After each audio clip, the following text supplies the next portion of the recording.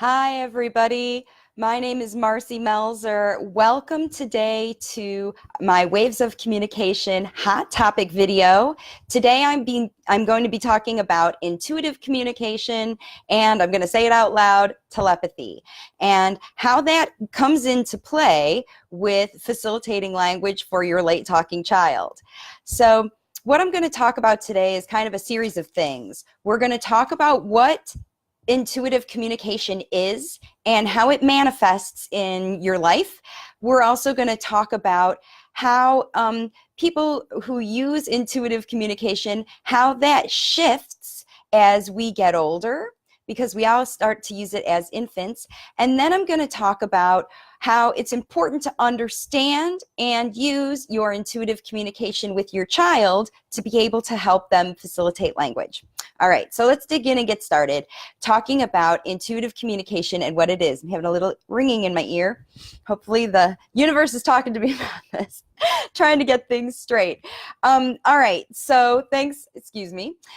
What we're going to start with is what is intuitive communication. And basically what it is how you know what someone else is thinking or trying to communicate with you without relying on the other five senses. So it's how you know something and just sort of know it without any other sort of physical reason to know it.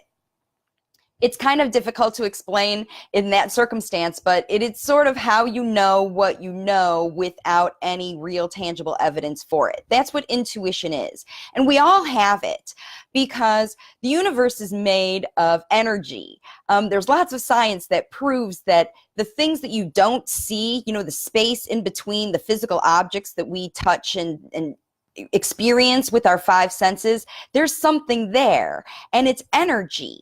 And what communicates or what travels in those energy pathways between two objects, like two humans or two brains, is all kinds of energy, and ideas and thoughts fit into those energy patterns. So I know, again, it's kind of difficult and complicated to understand, but what I decided to do is sort of give you some examples of intuitive communication and how it works.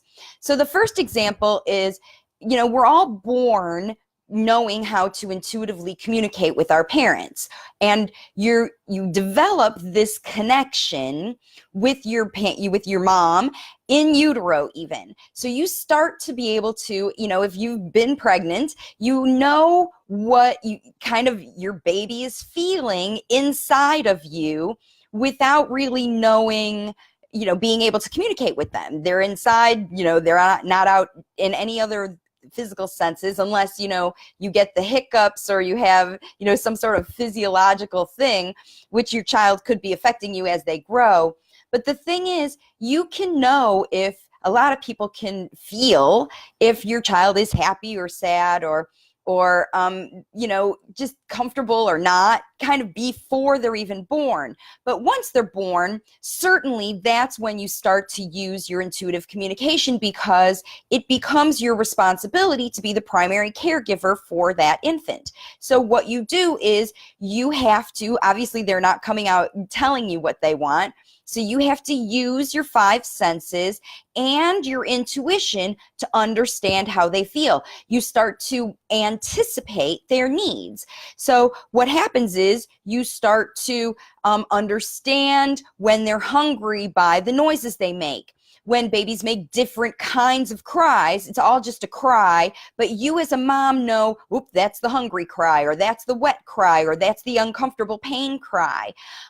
You learn to know how your child communicates way before they even start to develop words. And that's where your intuitive connection begins with your child.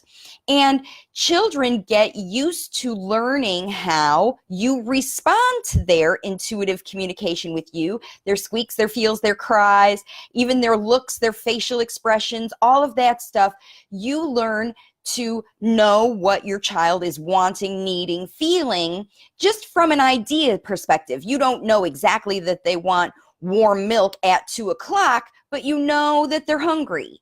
You don't know exactly if your child is, wanting to watch Paw Patrol as they get older. And they're still nonverbal, but you know that they want to watch TV. Kind of the way that you sort of know what your child wants without them being able to tell you in like the 3D world using language, even if they're not able to use a sign, a gesture, a point, anything. That's how you know that it's happening and going on with your child. Now, the other way that I experienced this is at the end of life. So I have just had the experience of watching my mother transition from this life into the next. And for a period of about 6 weeks before she passed, she was unable to use speech to communicate. First, she lost her voice and she mouthed words a little bit, but then she lost ability to really communicate much using speech or any other kind of language-based communication. And she lived in a wonderful facility where it was the same staff who saw her every day and cared for her every day, in addition to me. And everybody who was around her and spent time with her had to shift our communication with her to try to understand better her needs, wants, and feelings by watching her and by spending time with her. And more and more and more, as that happened, as she neared, towards where she left this world and moved on into the next world, I was able to understand more and more and more about how she was feeling when I had to give up and detach from the 3D speech, picture systems, signs, gestures, all the other stuff that we were using. And when all of those things weren't available anymore, it came down to just relying on my intuitive connection with her. And so did the other people who were around her. Like I said, it wasn't just me and she's my mother. It was the other people who cared for her too.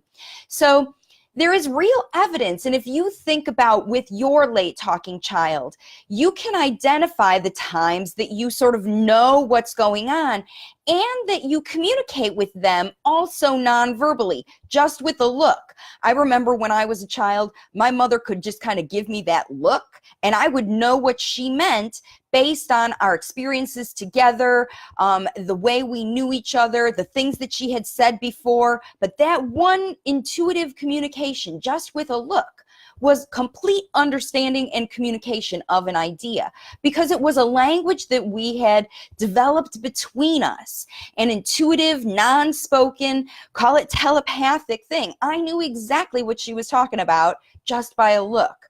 And that's how it goes with late talking kids, you see. Children who don't use words to communicate are using something else. And what happens as they get older is that especially when they hit about 18 months, that's when speech typically starts to develop in children. And what happens is then children begin to start to want to communicate things that their looks or gestures or things like that it's not good enough. Like, they do want to watch Paw Patrol and they do want to communicate that to you, but their look or intent, or you're guessing them whenever they stand by the TV or use some kind of nonverbal communication, that's not enough. So that's when kids start to use the next level, is like physical communication. And they start to point or bring things to you or hit you or scream or make noises, because that intuitive communication becomes not enough. And the other thing that intuitive communication is limited to is it's limited to people who have a real connection. So it's not limited to psychics, it's limited to anybody who has a connection together. So just like I said, babies and very young children have a tight intuitive communicative connection with their parents, because it is their parents they spend all their time with. It's their parents who understand their vibe, their understanding, their feelings, because from tiny infants, from the very second you were born and presented to your parent, you started communicating with them, and the same thing happened with your baby. The very second they came into this world outside of you, into the 3D world where they are here with the rest of us, you had to figure out how to communicate with them and what they do. So they get stuck in relying on that until it breaks down, and it doesn't work. And one of the things that breaks it down is that they have to communicate with other people. So if they don't have a really tight intuitive connection with their with their mom to be, or with the babysitter or daycare provider or school teacher or therapist or anybody else, even grandma and grandpa, if they don't see them very often, if they don't have a tight communicative connection, they have to figure out another way to communicate with those people. And a late talker isn't able to learn speech and language like other kids at that 18-month mark. So what they do is they still want to communicate, so they start using other methods, and that's where their physical or other nonverbal communication comes into play. They can try to communicate using intuition, and they're gonna, like what happened with my mom. My mom, when she stopped being able to use verbal speech, she shifted in her intuitive communication and how she was communicating with us to communicate her needs and wants and ideas the best she could. So it exists, it's out there, and people use it when they need it and when other systems break down. So what happens with late talkers is the speech communication systems aren't working for them, so they revert and rely back on that intuitive communication more and more and more. Intuition and physical communication that people can see to try to get them to communicate. And then what happens is parents they latch on to that communication whenever they can, because it helps, right? Your job as a parent is to know what your child wants and is trying to communicate. So you're going to use whatever method is necessary. So what ends up happening with nonverbal late talking kids as they get older and need to communicate more complex ideas, but they don't have speech and sound systems to use it, they make up their own combination of whatever they've been using in that connected, that understanding, that whatever. You get to the point where you know your child's preferences so well, you just intuitively know and guess and go back to anticipating them, like when they couldn't communicate with you verbally. So you might find yourself just giving your child food or liquid when they just are communicating just because you know that they're hungry, because it's that time of day, or because all of the signs are right for your child to be wanting that thing, so you just intuitively give it to them. It could happen with your spouse or your partner. You could be so intuitively connected where you're like finishing each other's sentences and saying each other. All of these are real intuitive communication that's happening, that's real, that's out there, that's going on. And with late talkers, they're using it as their primary, okay? Where other people who develop speech and language use speech and language as their primary in communication, late talkers use intuition as their primary communication. And that's why they get so attached to a parent who has that understanding of their own made up language. That's a combination of the nonverbal communication they're using that you can see in the five senses, in addition to their relationship with you and knowing, certain things happen at certain times, the schedule, the way that you predict their needs. They come to rely on you predicting their needs, which is an intuitive communication. So what happens is you get stuck, right? So the verbal speech broke down because of whatever happened to cause your child to be late talking, one of a million things. And so relying on the intuitive communication is what they always slip back into. And so what I figured out is that when I cue parents, when I teach parents how to use that intuitive thing that is already happening, that you already know, and pay attention to it and understand it as real communication and not just some behavior, and realize what you're doing, that's how you can shift it into verbal language. Just like if you teach a child to sign, drink, and to get them started to learn to communicate with you, and eventually turn that sign for drink into the word drink, right? In the same way, you need to change that, all of that intuitive communication. So first, you have to understand what it is. Are you guessing? Are you anticipating your child's needs? Are you relying on them to show you with physical methods? What are you using? What's that made up language made of? The one that you invented with your child. What are the components of that, and what do those components mean? And then what you do is you interpret it as if they were speaking, if your child's name is Joey and they're speaking Joey language, it's the same kind of interpretation that you do when your child, if you were speaking a different or a foreign spoken language like Italian, and you didn't know Italian, or maybe you knew Italian and you're trying to teach your child to speak English so they can communicate with their friends who live in the United States, but you've only ever communicated in Italian in your life. Maybe your child's not a late talker at all, but they're just using a different language. It's the same. Intuitive communication is a different language that you set up with your child as a way to communicate your ideas with them. So what is important in language facilitation is that you understand and use that intuitive communication that you're already doing. Every single one of you who's watching this video is doing it. You're doing it with your partner, you're doing it with your kids, and it happens to all families. But you have to learn to use it to shift that other method, that other language into verbal speech. And you can, because that's what I'm coaching the parents in my Waves of Communication program to do. Those ideas, those guesses, those anticipations that you're doing to help your child, those things are training you, are training your child to use that as communication.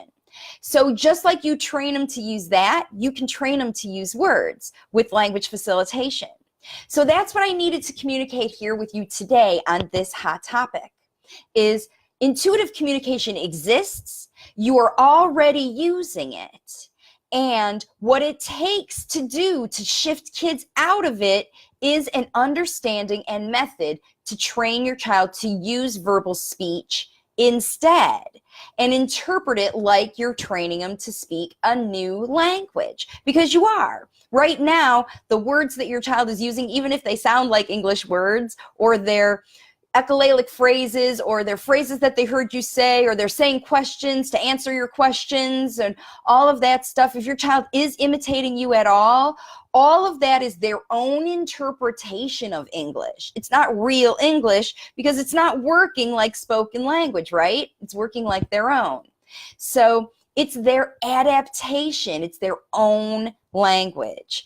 So the way to teach a child to use English, or whatever language you're hoping to facilitate with them, it takes you to train them to do it. And so what I'm going to do now is I'm going to tell you about how that works. And the way I'm going to give you some very general information here, but then the specifics are for you to tune in tomorrow in my language facilitation resources group, because that's where I do specific strategies for parents who are serious about taking on these strategies. These hot topics are for folks to get you thinking, to get you, wondering and understanding that language facilitation can work for you and why using these methods is important for you no matter what kind of speech therapy you're getting. Because unless you do this at home, you're not going to help your child learn how to use real spoken verbal language. You're just going to teach them words, which is different, right? It's the difference between this to get a drink and saying, "Drink please, mommy." And yeah, they mean the same thing, but one is the natural spoken language that you're hoping for, right? So you need to learn how to teach them that. And the way that I do that is in my language facilitation resources group, I have videos every week, tip of the week videos where I demonstrate how to do that kind of strategies, the strategies you would use. So I'm going to talk about the specific ones tomorrow. But to get the gist of it, like I said, think about interpretation. Think about what it would take for your child to learn language from the ground up, no matter how old they are. If your child is 8, 9, 10, 26 years old, and they're not using effective verbal speech with you, they're already using intuitive communication. It's going on, it's happening. And when you learn how to shift that into verbal speech, that's when verbal speech starts to work for you. And so that's where you're going to get the tips. So what you need to do, the first thing in order to embrace this verbal communication is to let go of expectations that learning words is going to turn into language. It's not going to happen. The only way to learn natural language is to use it every day during the things that you do every day. Just like when you learn to speak English, or if you learned a foreign language because you had to go to another country, right?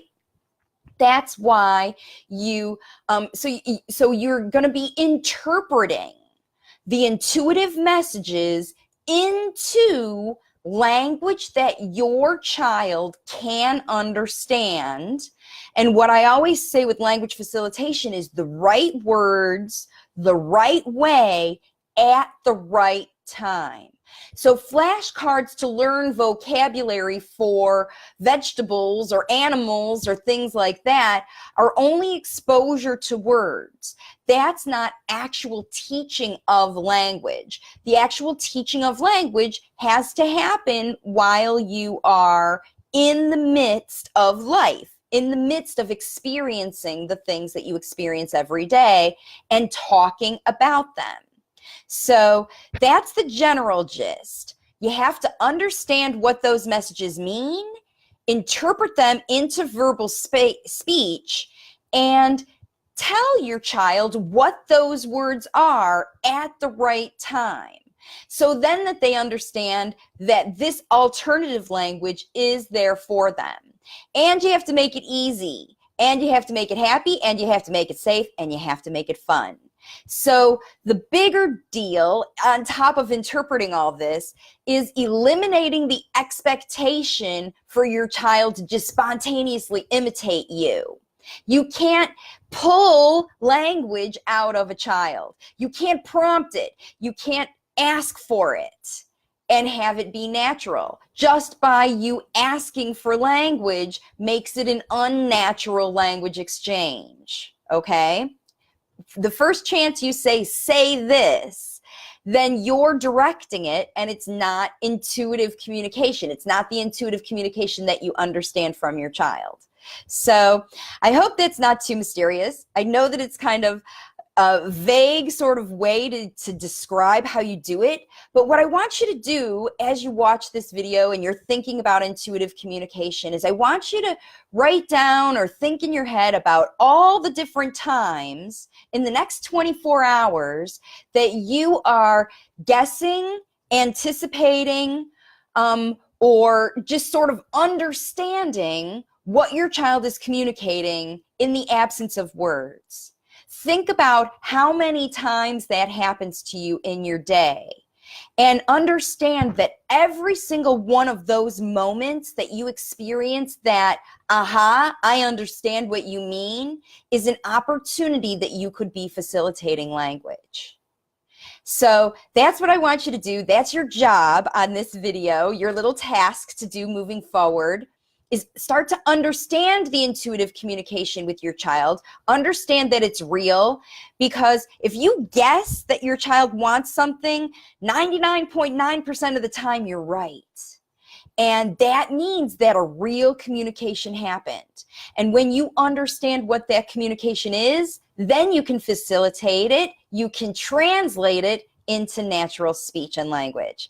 All right, everybody. So that's your job over the next 24 hours or 12 hours, I guess, until I get back on in my language facilitation resources group and tell you some specific strategies in how to make that shift from intuitive communication into natural verbal speech. That's in the Language Facilitation Resources group tomorrow at 11 a.m. And if you miss it, you'll be able to catch the replay, because the replays for all my videos are posted here. If this video resonates with you and you feel like you have an intuitive communication with your child, drop a comment here and let me know what that looks like for you, so that other parents can see that it happens. All right? Ooh, I see a little lag in the video. Hopefully we're still recording. And, ooh, it's, yeah, locked up. All right, everybody. There we go. Kind of starting back up again. Okay. Woo. Sorry. Things got clogged up on the internet. Hopefully not too big of a log. Anyway, thank you for watching this video today. I hope this was helpful for you. Check out the videos in my Language Facilitation Resources group. There's a link in the description of this video to go ahead and join that group. And yeah, check out these videos, get it going. And if you are interested in working with me in my Waves of Communication program, like I said, every parent in my program is coached exactly how to use all the strategies they need to get their kids using the natural verbal speech that I'm talking about, the non-prompted, the intuitive communication shifted into the 3D world. And so that's how parents are teaching their kids to communicate, not just with them, but with everybody, using real language that everyone can understand, that comes out of your child spontaneously. And that's the way that, you know, we learn to speak. And that's the way that I coach parents in how to do it from the ground up. So if you want to know more about working with me, you can check out my website at wavesofcommunication.com. I have a free class over there for parents to tell you all about how it works and how Waves of Communication can potentially help you teach your late talking child how to use the naturally generated words they need to share their wisdom with the whole world. Not just you, not just your immediate family using their own language, but real spoken language that everyone in their environment can understand. It's happening for parents all over the world, and I know it can happen for you too. So this is the best thing you can do for your kiddo. Give them the gift of language. Contact me at Waves of Communication to learn more, and I will see you all on my next live video. Have a great day.